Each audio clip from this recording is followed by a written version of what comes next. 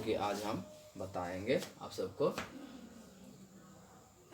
इसमें से देखिए कि कुछ क्वेश्चन जो है दिया रहेगा कि यदि किसी सांकेतिक भाषा में इस तरह से दिया रहेगा, या तो फिर वो शब्द वाइज लिखा रहता है कि किसी सांकेतिक भाषा में पीक भीक निक का अर्थ है विंटर इज कोल्ड।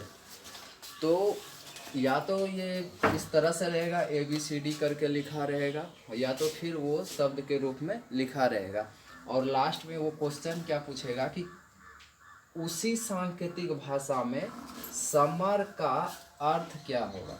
यानी कि ये वाला जो दिया हुआ है क्वेश्चन, ये 4 ऑप्शन हो सकता है, 3 ऑप्शन हो सकता है 2 भी हो या 5 भी हो।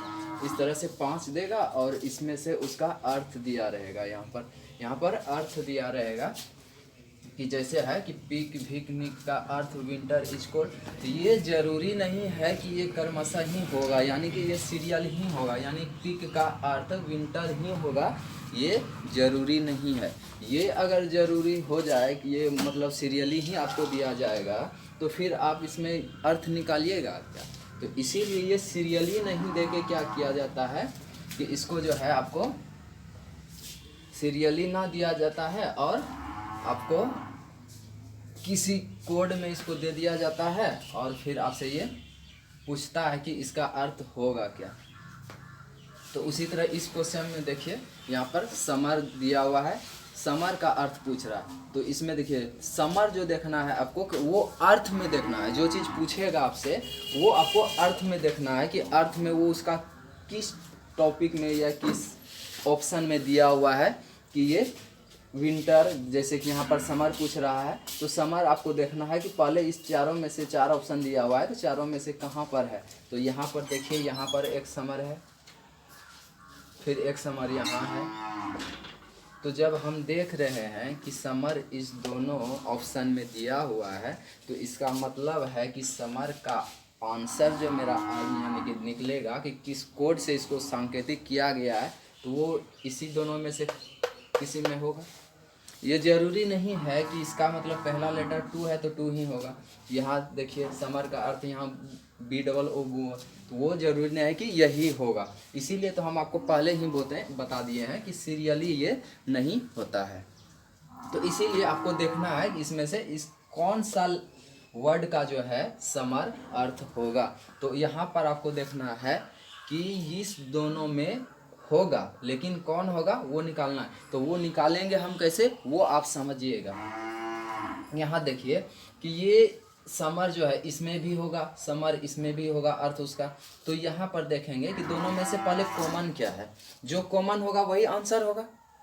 पहला ये देखेंगे, तो पहला कॉमन तो देख लेंगे हम। यहाँ पर RE है तो ये RE होगा, यानी कि आंसर ये हो गया मेरा। लेकिन यहाँ पर चेक भी करना है कि इसके अलावे भी कोई कॉमन है। अगर कोई कॉमन होगा तो फिर आपको मतलब है कि गलती होने की संभावना बढ़ जाती। तो इसलिए क्या करेंगे कि एक एक करके ये वाला जो बच गया 4 लेटर, इसको हम और अलग में देखेंगे कि अलग ये अगर ये वाला लेटर इधर कहीं मिल जाता है इस चारों में से PIC BOO और NIC, तो वो फिर नहीं होगा मेरा आंसर। तो देखिए यहाँ पर देखते हैं 2 है, तो 2 देखिए कहीं और है,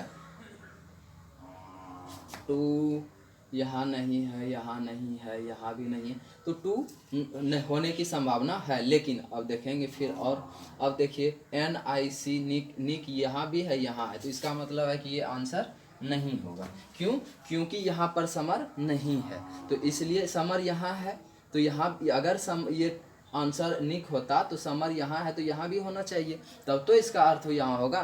तो यहाँ देखिए समर दिया हुआ है लेकिन इसमें समर नहीं दिया हुआ है, इसलिए निक आंसर नहीं होगा। अब दूसरा फिर मिलाएंगे, पीक देखिए पीक यहाँ भी है और यहाँ भी है।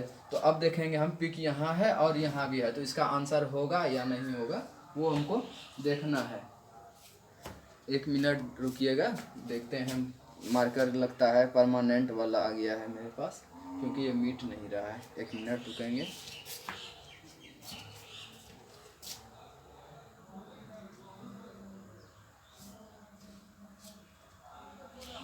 चलिए कोई बात नहीं है, नहीं मिल रहा है, बाद में देखें। ठीक है। तो फिर देखिए, अब देखिए पिक है यहाँ पर भी है, तो यहाँ देखिए समर तो इसमें है लेकिन ये वाला में समर नहीं है, तो इसलिए क्या होगा, ये पिक भी गलती हो जाएगा। तो अब देखिए BOO और कहीं है, देखिए कहीं नहीं है, ये इस यही में है और ये 2 और ये दोनों बच गया। तो अब देखना है कि समर जब दोनों में है तो दोनों में ये कॉमन होना चाहिए। अगर वो होता BOO आंसर तो इसमें भी होता और इसमें भी होता, लेकिन यहाँ पर क्या है, इसमें दोनों में से कोई है नहीं, तो इसलिए ये मेरा आंसर नहीं होगा। आंसर क्या हो जाएगा आपका RE। ये आपका क्या हो गया, आंसर हो गया। इसमें से आपको किसी को समझने में अगर तकलीफ़ हो तो मेरा टेलीग्राम पे आप सब ज्वाइन कर लीजिएगा, DK सर MMCC यहाँ ज्वाइन कर लीजिएगा। और आप अगर समझने में कोई तकलीफ़ हो तो हमें यहाँ कमेंट कर दीजिएगा, ताकि हम आपको फिर से समझाने का प्रयास करेंगे। और जो भी हम बता रहे हैं आपको, इसका जो है PDF जो मिलेगा वो आपको टेलीग्राम पर ही मिलेगा। तो आप सब टेलीग्राम पे हमें ज्वाइन कर लीजिए, ताकि हम आपको जो PDF डाल देंगे वो आपको वहाँ से मिल जाएगी। तो इसको एक बार और आप सबको समझाने का प्रयास कर रहे हैं। देखिए क्या कह रहा है कि यदि किसी सांकेतिक भाषा में लेटर है पिक, निक, इसका अर्थ ये दिया हुआ है, इसका अर्थ ये दिया हुआ है, इसका अर्थ ये दिया हुआ है, इसका अर्थ ये दिया हुआ, और ये चारों में 4 अर्थ दे दिया गया, और इसी में से कोई एक लेटर उठा लेता है। जैसे यहाँ समर उठाया है, समर का अर्थ क्या होगा, तो उसी तरह हो सकता है, ये जरूरी नहीं कि समर ही यही उठाएगा, हो सकता है वो हॉट उठा ले, कोल्ड उठा ले, इज उठा ले, एंड उठा ले, कुछ भी उठा सकता है। वो अब क्वेश्चन पे निर्भर करता है कि क्या उठाएगा वो, तो अपने अनुसार वो उठा सकता है, कुछ भी ले सकता है। तो यहाँ पर समर लिया। तो अब देखना है कि जो लेटर हमसे पूछ रहा है कि इसका सांकेतिक अर्थ क्या होगा, जो अर्थ दिया हुआ है समर, इसका सांकेतिक क्या होगा, तो ये देखना है हमको कि पहले ये है किस में मिलेगा हमको ये। तो देखेंगे समर, तो समर यहाँ और यहाँ, यही 2 जगह पर है और तो कहीं है नहीं, तो हम ये दोनों देखेंगे। अब देखेंगे कि ये जो अर्थ दिया हुआ है समर, तो इसका सांकेतिक जो भी होगा वो इसी दोनों में से कोई किसी में होगा, क्योंकि ये सीरियली क्रमशः नहीं है। अगर क्रमशः रहता तब तो कोई बात नहीं था, तब तो डायरेक्ट हम कहते कि समर का अर्थ 2 है या तो फिर समर का अर्थ BOO है, लेकिन यहाँ पर सीरियली नहीं दिया जाता है।